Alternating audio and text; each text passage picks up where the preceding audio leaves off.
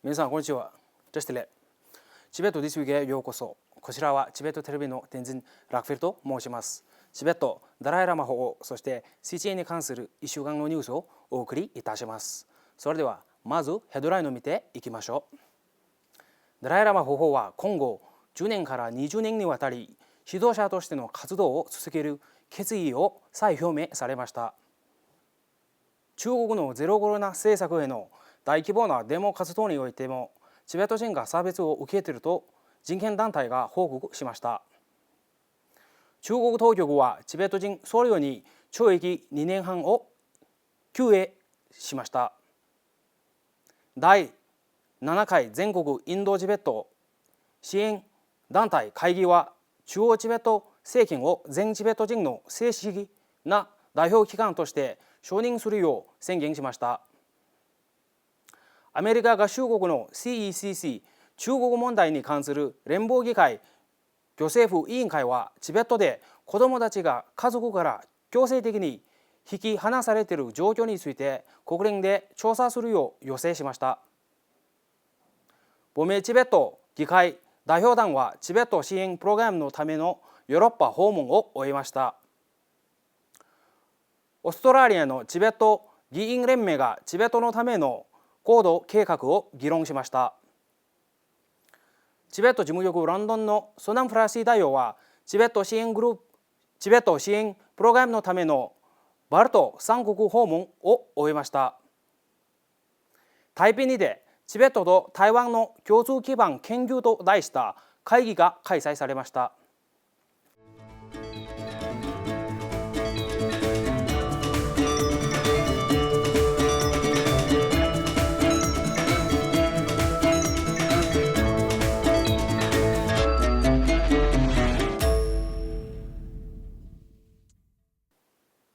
11月30日水曜日、デブンゴマン総員とラテン人弁祈願大祭基金によってダライラマ法王の永住期間法要が執り行われました。ダライラマ法王は仏教徒たちに対して学習と宗教を通じてブッダの教えを守り続けることを求め、また今後10年から20年の間も自ら指導者として活動し続けることを約束されました。当日会場となった寺院にはおよそ4500人の神社が集まりました。中国共産党の指導者たちが政府のゼロコロナ政策に反対する民衆の大規模な抗議行動に直面しているとの報道が相次いでいます。TCHRD チベット人権民主センターはチベットでこの3ヶ月間に起こったチベット人に対する差別的な扱いや恣意的な拘束を報告しました。10月26日、チベットの首都ラサのチャグロン地区では長引くロックダウンに対するチベット人と中国人労働者の抗議デモの後、200名のデモ参加者が政府住宅開発局が所有する建物に拘束されたと報じられています。拘束された中には47名のチベット人が含まれており、そのほとんどがチベットの他の地域から来た労働者でした。TCHRD は拘束されたデモ参加者に対して明らかに差別があったと報告します。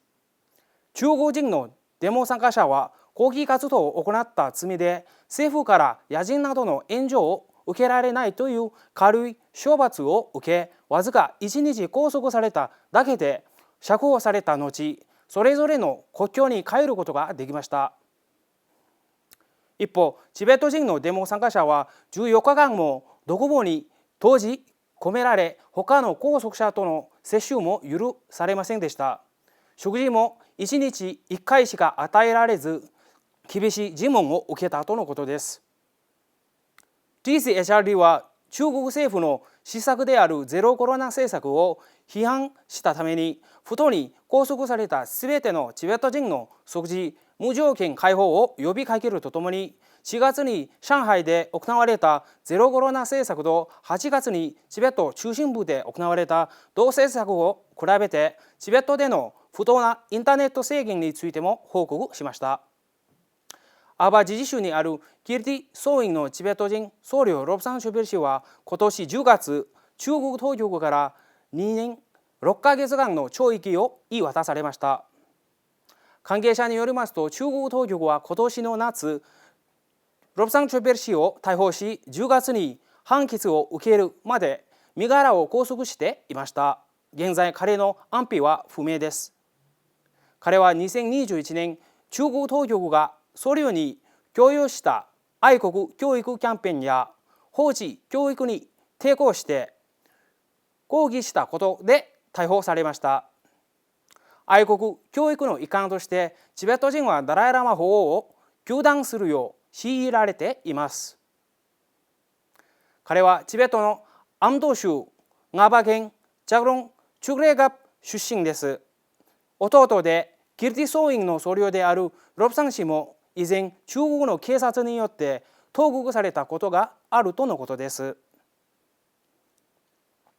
第17回全国インドチベット支援団体会議が開催されて、インドが中央チベット政権を世界中のチベット人の正式な代表機関として承認するよう推進し、またチベット問題の解決のために中央チベット政権の中道のアプローチを全面的に支援する宣言を採択しました。この会議は11月28日月曜日から2日間ニューデリーにて開催され、インドチベット解放運動コアグループが主催し、インドチベット調査事務所が進行役を務めました。さらに代表者らはチベットの構想の生まれ変わりに対する中国の介入を非難し、チベット人のアイデンティティを守るために政治的な支援を強化するよう求めました。ペンバスリン出席大臣と憲法ソナムテンベル議長が開会式と閉会式に出席して、拡大する中国の勢力と侵略を食い止めるために戦略的に協力する必要があるということを強調しました。この会議には著名な作家であるニーラジ・マーダブ博士、ヒマチャル・プラデーシュ中央大学の元副学長であるケイシー・アグニホートリ博士、CTA 情報国際関係省のカルマチュイン長官、インドチベット友好協会会長のアナン・クマール博士、超党派によるチベットのためのインド議会フォーラムの議長でインド国会議員であるスジート・クマール氏、インドチベット友好協会の支援者であるインドレーシュ・クマール氏、インドチベット解放運動コアグループのリンチェン・カンドゥ・キルメ議長などの著名人が参加しました。インドのチベット支援グループのメンバーら200名以上がこの会議に出席して、中国チベット紛争におけるインドの役割やチベットでのチベット人の権利と自由、チベットの生態系の重要性、インドにおけるチベット支援団体の活動強化と連携のために侵略について話し合いました。ペンバツリン出席大臣はまた、先週ダラムサラで2日間にわたって行われたサンボダチベット学校の校長らによる年次会議の閉会式にも出席して挨拶をしました。チベット人の児童層による学校存続の懸念を解消するため、第16期内閣は小規模学校の統廃合を進めていることについて出席大臣は繰り返し述べました。11月30日水曜日、アメリカ合衆国の CECC 中国問題に関する連邦議会行政府委員会の議長兼共同議長のジェフ・バグリー上院議員とジム・メッガワン下院議員は、国連人権高等弁務官のフォルカートルク氏へ書簡を送り、チベットで子どもたちが家族から強制的に引き離されているということに国連で調査するよう要請しました。この書簡では、チベットアクションインスティテュートによる2021年の報告書を引用して、チベットにおける強制的な寄宿学校制度や児童教育制度がチベット人を中国がさせようとする共産党の目的にかなったものであると強調しました。亡命チベット議会代表団は、チベット支援プログラムとしてのチェコ、リトアニア、スウェーデン、オランダへの訪問を終えました。テンバイアンペル議員が率いる亡命チベット議会代表団は、他にヨーデン・オカザン議員、ワン・ドゥ・ドルジン議員の合計3名で構成されています。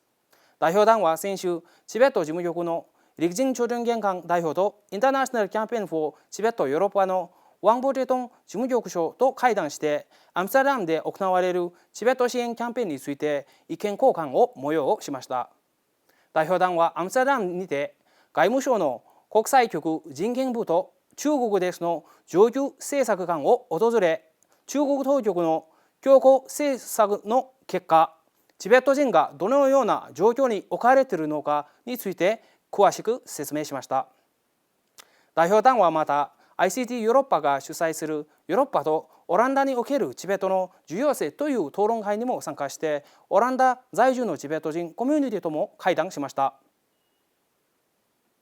オーストラリア超党派チベット議員連盟は先週、オーストラリア連邦議会の夏季会議中に会合を開き、チベットのための行動計画について議論を催しました。オレンエン州共同議長が議長を務め、同じく共同議長のスーザン・テンパルマン氏、ジャネット・ライ氏、スティーブン・ベス氏、ゲトガニ氏らも参加しました。会合ではオーストラリア連邦議会議員団のダラムサラ訪問を含め、さまざまな問題について議論しました。他には亡命チベット議会のテンジン・ピュンソク・ドリン議員、オーストラリアチベット評議会のゾイ・ベッドフォード執行役員、オーストラリアチベット自治体連合会のカルサン・ツェリン会長、チベット事務局キャンベラのカルマ審議代表とラワン・ギャルポ事務局長がこの会合に参加しました。チベット事務局ロンドンのスナンフラシ代表は、亡命チベット議会の議員団とともにリトアニアで開催されたチベット支援イベントへ参加したのに続き、先週バルト諸国のほか2カ国でもチベット支援活動を行いました。亡命チベット議会の議員団は、テンパ・ヤンフェル議員、ユルン・オガザン議員、ウォンドゥ・ドルジン議員で構成されています。フラシー代表は、ラトビアのリガとエストニアのタリンを訪問して、政府関係者、国会議員、ジャーナリスト、学者、支援者らと会談しました。チベットにおける宗教の自由の侵害、中国共産党政府がチベットの構想の生まれ変わりのプロセスに干渉しているという差し迫った脅威、チベット高原の環境危機の増大や、最近の広範囲に及ぶ DNA 大量採取、植民地式の全寮生学校の拡大など、話題は多岐にわたり、チベットが中国の一部ではなかったという国際的な認知を得るために尽力しました。今回の訪問によって、バルト三国の国会議員団が来年ダラムサラの中央チベット政権を訪問する計画が確定しました。リトアニアではフラシー大王が外務省職員と国会議員らにチベットの現状を説明し、来年のバルト三国の国会議員団のダラムサラ訪問を含め、ラトビア国会によるチベットに対する支援について話し合いました。またエストニアでは、オルツレンサル外務大臣、国防委員副委員長、国会議員、ジャーナリスト、チベット支援者らと面会しました。11月27日日曜日、台北にてチベットと台湾の共通基盤研究と題した会議が開催されました。この会議は、台湾と亡命チベット人社会における民主主義が今後、中国の民主化実現にどのような影響を与えうるかを議論するものです。